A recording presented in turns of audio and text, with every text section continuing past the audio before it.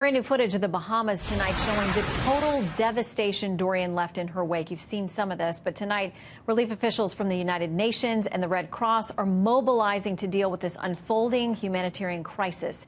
Dorian's on record as one of the most powerful Atlantic hurricanes to ever make landfall. 7 deaths have been blamed on the storm, but we do expect that number to grow. The full scope of the disaster is still largely unknown. Joining me now, Jonathan Petramala from Accuweather. He's on the ground there in the Bahamas. Jonathan, thank you for joining us tonight. We've heard the descriptions. We've seen the images. What can you tell us you're experiencing with the people there on the ground? A sense of hopelessness right now, and you can imagine why. You're on an island in the middle of the Atlantic Ocean, and a lot of that ocean is now right in front of your house or over your house. In many cases, unfortunately, as we flew over the Abacos today, you really have to see it to kind of believe what kind of damage and devastation that this storm brought to that island. And you can imagine what's Grand Bahama as well, while we haven't been able to see that. But you think that it's easily going to be just like that, because as Jackie mentioned, winds 185 miles an hour sustained, gusts well over 200 miles. And this is happening for several hours, several days. People were having to suffer through this. Today, when we were flying over, we did see signs of life, which is great.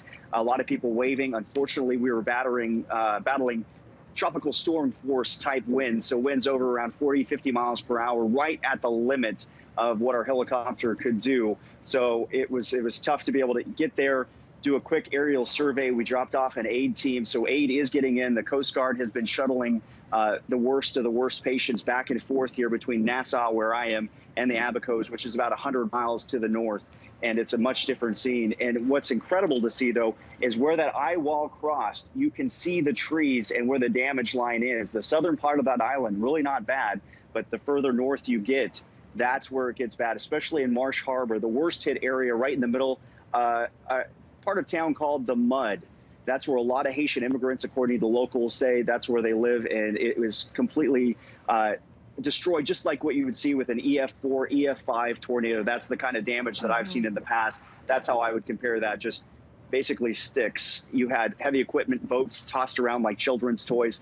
The force of Dorian is something that likely no one alive has ever seen, especially right here in the Bahamas. Yeah, and we see these images and, you know, you just look and you're sort of speechless. Like, where do you even start? I mean, when you see, as you said, you know, cars tossed into trees, homes ripped off their foundations like matchsticks, blown apart.